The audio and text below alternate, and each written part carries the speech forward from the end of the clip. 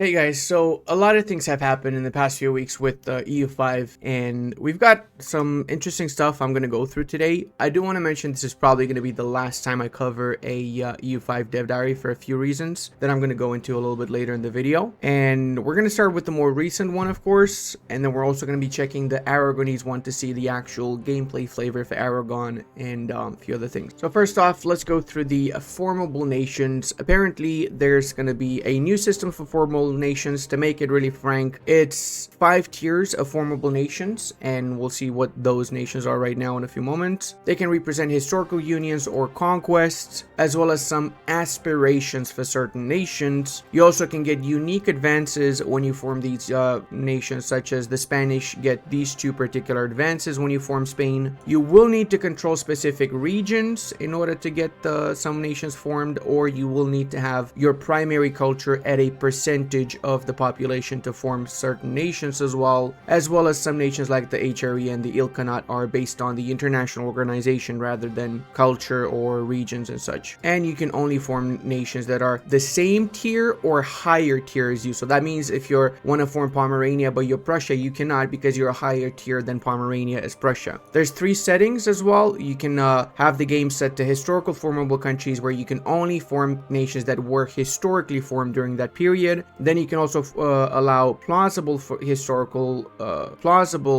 countries, so you can form Germany, Italy, which did become countries historically, but they were outside of the time frame of the game itself. And then the third option is ahistorical ones like Europa, where you form all of Europe as a one country, North Sea Empire, which is the union between Britain and Scandinavia that historically kind of happened during Canute, right? We see here the tooltip for forming Great Britain, 41 out of 164 requirements met, and the same for tooltip for Russia. It will be a union for the Russian culture group, and it is a tier 4 formable country. Interesting for the Prussians, for example, the clergy should not have specific rights, and they should have less than 20% power in order to form Prussia, which is kind of weird, but I like it. It's a new thing. Now we have Celtica, which is an ahistorical formable country. You need to have the Celtic traditions government reform, so we have a sneak peek at some unique government reforms. These are the formable nations. So we've got Europa as the only, for now, only tier 5 custom, tier 5 ahistorical formable nation. Rome, a tier 4 Hindustan, Holy Roman Empire, Byzantium, Ilkhanate, Russia, US, Celtica, Latin Empire, Al-Andalus, Germany, Italy. So you see here, these are ahistorical, obviously, Celtica, Latin Empire, North Sea. And then you have plausible. These are the ones that potentially could have been formed during this period that just were not formed during this period, to be more precise. Now we have a bunch of nations here. We even have Africa, we have Carthage, Hen Ogledd. I have no idea what that is. Okay, quick Google search. Apparently it's some type of Celtic nation in the British Isles. Aotearoa, which is the one in New Zealand, Jerusalem, Greece, Livonia, Maya, and so on. Most of the plausible, some stuff is weird, like Connacht and Ulster is plausible as a formable, which is interesting. We don't have Romania, though, surprisingly, a nation that should be a plausible nation considering it was formed just a few years after the game ends. We also don't have Yugoslavia. We don't have Hungary in case it gets wiped out, to be able to be formed by maybe some Hungarian culture pops, reform it, or we don't have Bulgaria and so on. I'll be completely honest, I'm a little bit disappointed with this, but this is not the main reason why I'm going to stop making these dev diaries. But this does chip in. Like, it's kind of weird that obviously Romania should definitely be in here, as should Bulgaria and all of the other Yugoslavia, the Balkan countries. This just goes to show that a lot of, I'm not going to say too much because I'm not supposed to say too much, but a lot of stuff when it comes to the Balkans, unfortunately, it's just like thrown in there like, oh yeah, it's the Balkans, guys, haha, just whatever. Nobody really cares, right? It's kind of sad, not gonna lie. Like, I know we're not as important as the Western Europeans, and that most of the historical information for our region is based off of Western sources with little to no actual research from the, people from these areas. You would imagine these countries would have some information on their history, but I guess we don't really know history at all. It's not like we have academics researching our history for hundreds of years, have archaeological digs, have books, inscriptions, all sorts of cross-references, manuscripts. No, we don't have this, of course. I'm sure that Western sources know a lot better than us our history. Why would you even make Romania, Bulgaria, Hungary formables? Totally not necessary, right? Why don't we instead fucking have Carthage and Hendalogolog? Sure, that sounds cool. I like it. Nice, I like this. Let's go down this direction. There was also a while back a disease dev diary, which I actually really like. So to make it really flat out simple, diseases are awesome. So you can use diseases to wipe out entire populations, and I'm going to abuse the shit out of that. And there's two types of diseases. There's diseases that are environmental, which can happen and are not as dangerous, and there's diseases that spread, like the plague. They are very dangerous. We have right now some of the diseases, for example, smallpox. You see the spread as well as the resistance, and then we've got bubonic plague, great pestilence, malaria, typhus, influenza, measles, smallpox, and we have a couple of buildings that can prevent these diseases from completely wiping out your countries, namely the hospital is one of them. It's actually extremely expensive, but only takes 1 year to build, and then the medical school, which you unlock a little bit later during the scientific revolution, which is very late in the campaign, and this medical school is really great for resisting the plague, but it takes 10 years to build, and it's extremely expensive to build, so good luck with that. Some countries have access to building the hospitals from the get-go, obviously the more advanced Italian nations, to be very precise, and maybe some Asian nations, who's to say? I'm just assuming, of course. And now to brighten my mood a little bit, let's actually check the gameplay flavor for Aragon, which I'm actually really happy. I love Aragon, both in EU4. I'm sure I'm going to love it in EU5 as well.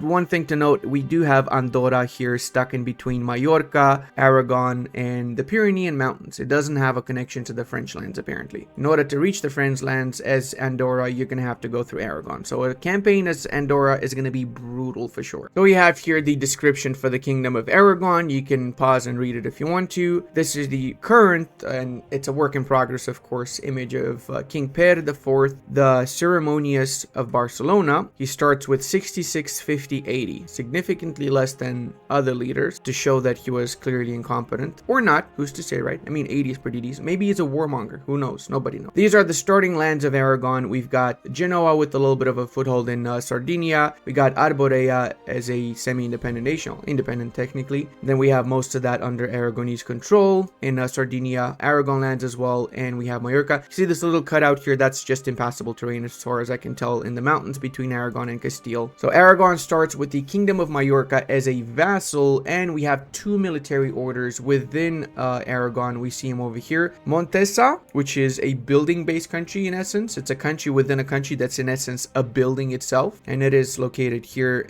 It has buildings in these three provinces, and we see here the other one is the Bardi banking state. Did I say that we have two military orders? I meant one military order and one bank, the Bardi banks. The Florentine bankers, they're present in Palma and Barcelona. We do start with a major government, unique government reform as Aragon. This is the Crown of Aragon. It gives plutocracy, monthly progress, sailors, trade capacity, and expected navy size. So they're pretty good sea trade empire, I guess, country, which makes sense. Technically, that's exactly how the Aragonese were in the 13 and the 1400s. Honestly, the Aragonese were more likely to explore the New World than the Castilians ever were, in my opinion. The Castilians were more of a land-based country until the union with Aragon. Well, they also had their sea adventures, but the Aragonese had a lot more in the Mediterranean by far.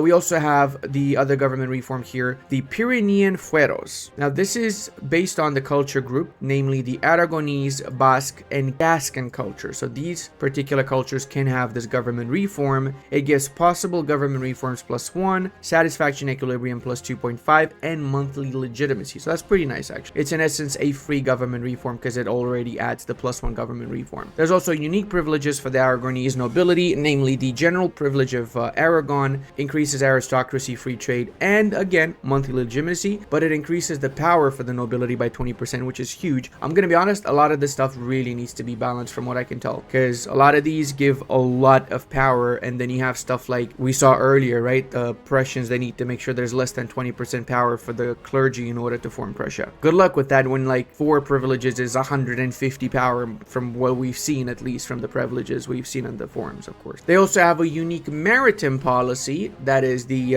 Consulate of the Sea, which is the achievement in EU4. That's pretty really nice to see. It gives trade advantage 10% and trade efficiency +1, which is actually pretty cool. Remember, all of these, whenever you implement them, they have a timer. They're not instant. They slowly tick towards this particular amount of bonuses that they offer. So in the case of the Consulate of the Sea, 2 years roughly to implement it, which is huge. The same for most of them, so keep that in mind. And we have a unique work of art, the Virgin of EU4 player, which is made in 1150 in Barcelona. And this guy clearly has about 5,000 hours in EU4. Then we also have the Basilica del Pillar of Zaragoza, which is Magnus Opus quality. That's actually the highest quality, so that's pretty awesome. Fairly recently created, apparently. Zaragoza is the origin. And then we also have the Almogavars, which is the unique mercenary company in EU4. However, this is a unique unit in EU5, or sorry, Project Caesar. You have the Almogavars army levies, so that means your regular pops will become Almogavars, a percentage of them based on who knows what, nobody knows really. Apparently 2% of the pops will be raised as Almogavars, and this is what they look like. They're actually fairly easy to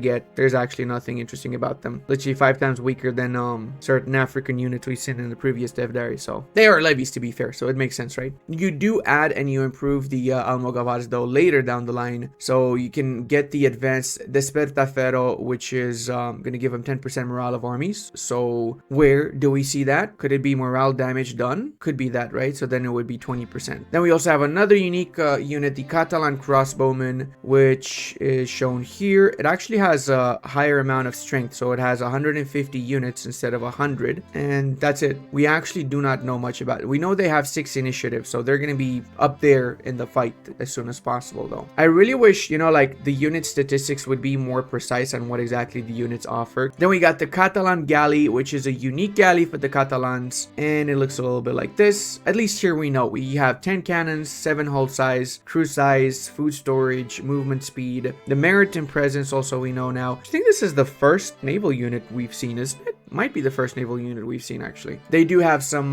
technologies also, or advances also for your fleets. Maritime presence plus 25%. Remencia gives maximum RGO size. That is huge. That's actually really good. It basically means you can extract 10% more goods out of your mines or basic resources. Like if you have in a province, I don't know, grain, or you have silver or whatever the case, then you will be extracting 10% more. So the size of that particular good will be 10% bigger. So you can have 10% more pops extracting it without having to build any specific building, basically. Valencian Golden Age also gives max literacy plus 5 and prestige decay. I don't know how the literacy works, to be honest. I haven't seen much about it. I mean, I've seen some sneak bits. I don't know too much, so I cannot really express myself much on this one. We also have the famous artist RCS March, who is from Valencia. We have the option of inviting him to the court or a few other things here. We also have Juan Martorell, who is the Tyrant Loblanc.